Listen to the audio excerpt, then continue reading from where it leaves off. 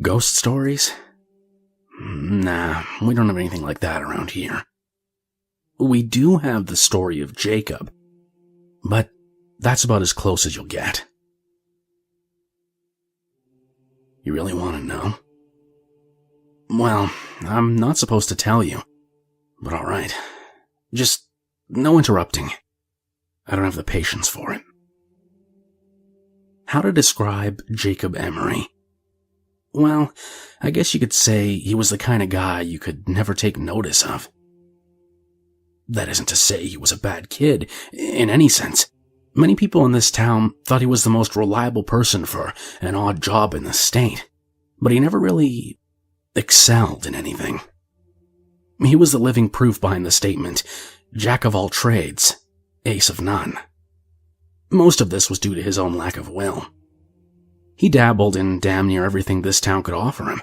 Automobiles, radio operation, store management, what have you, but he never stuck with anything. His friends and workers went after him about it a number of times, but everybody got the same unsatisfying response. It just wasn't enough. Needless to say, any friends he kept were either very patient or never spoke of the matter altogether. It was probably inevitable then that Jacob would leave to go abroad. I don't remember where he went, but I think Gertrude down the street knew before she passed on. You'll have to scout someone else if you ever get curious. In any case, no one even tried to stop him. Everybody thought that a little travel would stamp the ambition out of him, or else feed it until it was no longer an issue. Hell, we even gave him a sending-off party, which I thought was pretty nice of everybody.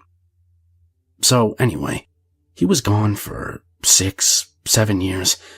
Can't remember. You'll have to check with someone else about that, too. Anyways, he came back, eventually. And he had changed, obviously enough. He was amiable, energetic, all smiles all the time, and we all quickly learned why.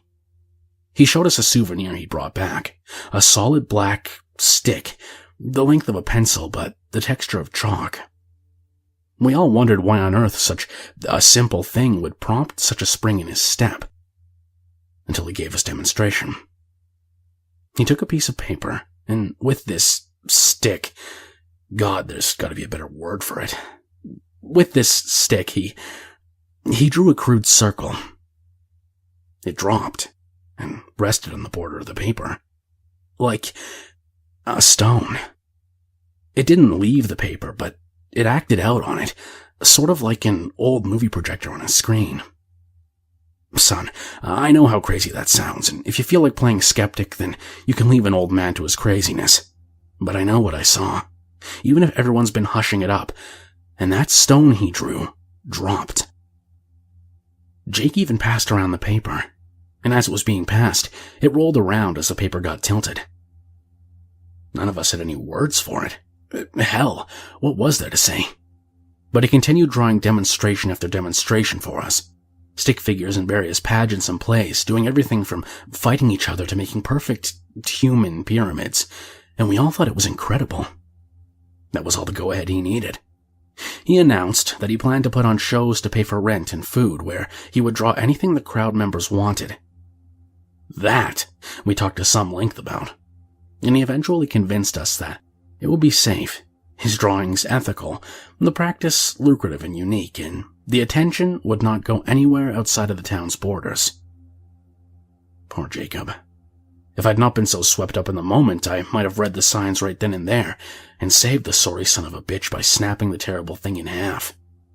When I was younger, we all were, and we saw no problem with encouraging him with what we all saw as an incredible experience to be shared with everyone else. Now, he didn't have any big radio or television connections, mind you, and the internet wouldn't come around for another decade. So he did what all people on a shoestring budget do.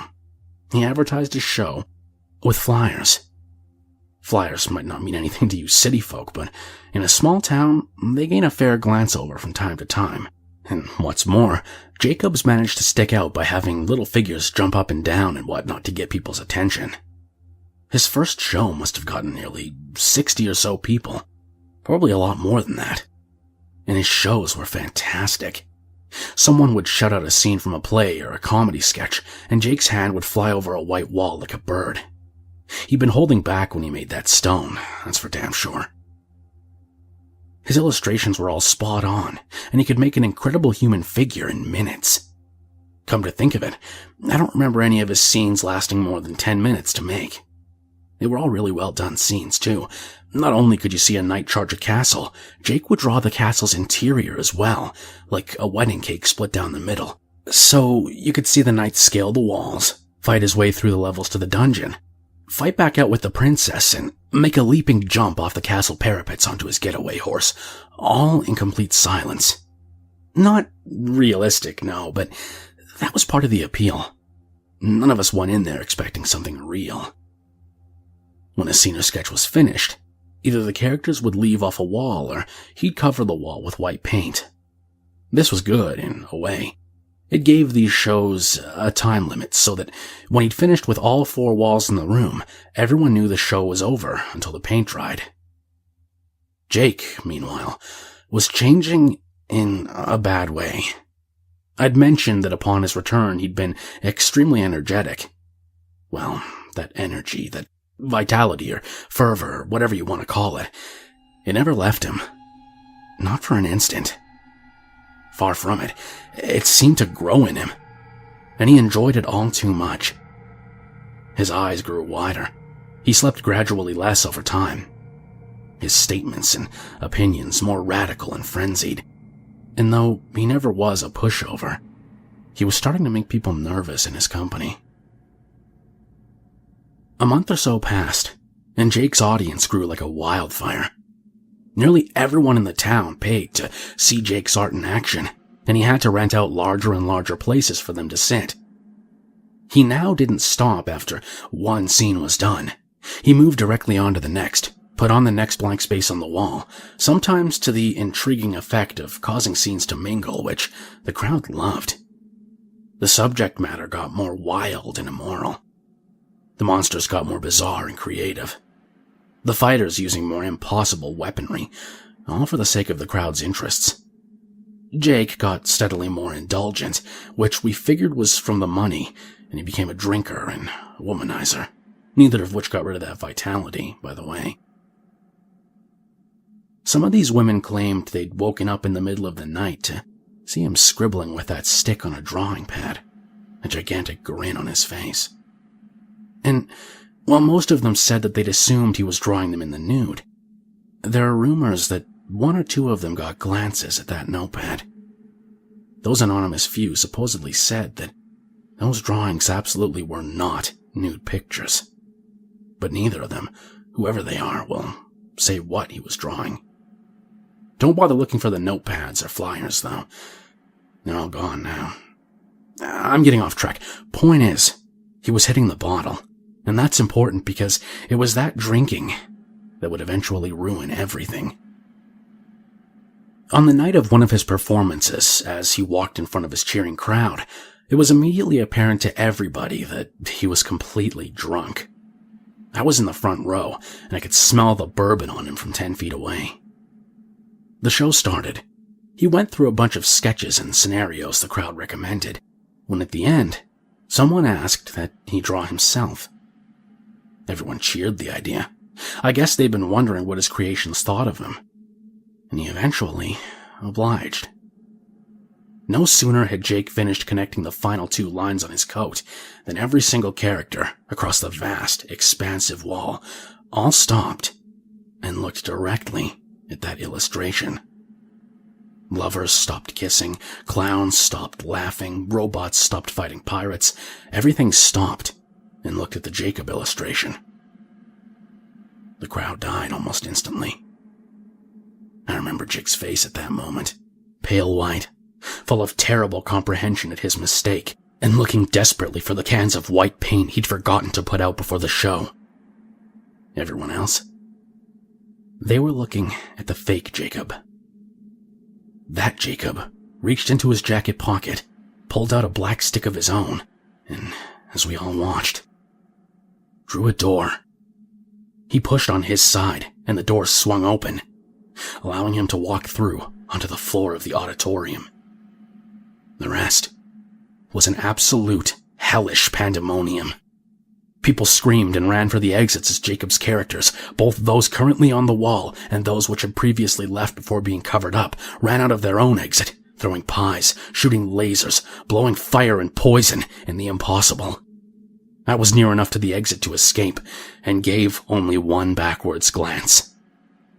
The scene will haunt me forever. Jacob Emory was being dragged by his creations, kicking and screaming, through the door his copy had made. The auditorium burned down, obviously enough. But I have no idea how many characters escaped, what happened to the fake Emory, or how many people died.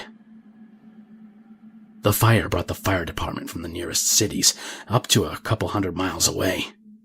They, in turn, brought the police force, which brought the government, which hushed up everything.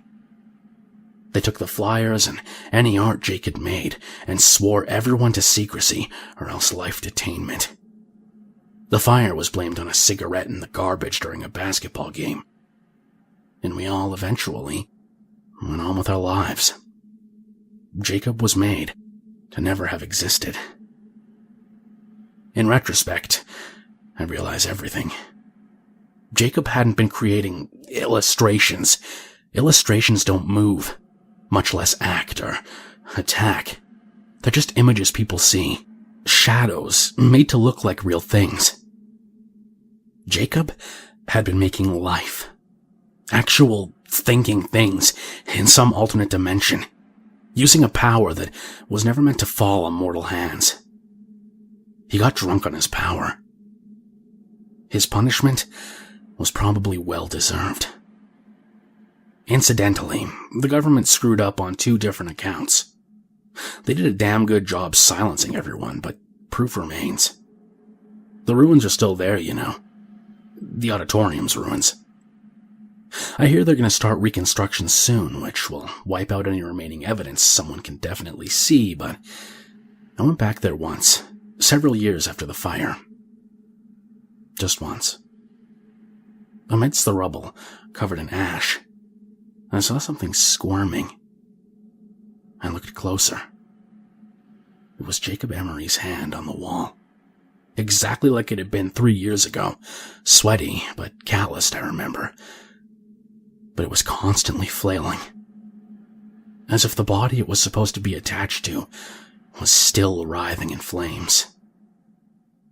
That was mistake number 1. Number 2 was those creations. Like I said, I don't know how many escaped, nor how many the government agents found and caught, but I'll say only this. Those tall grass meadows on the outskirts of town, don't go into them. Ever.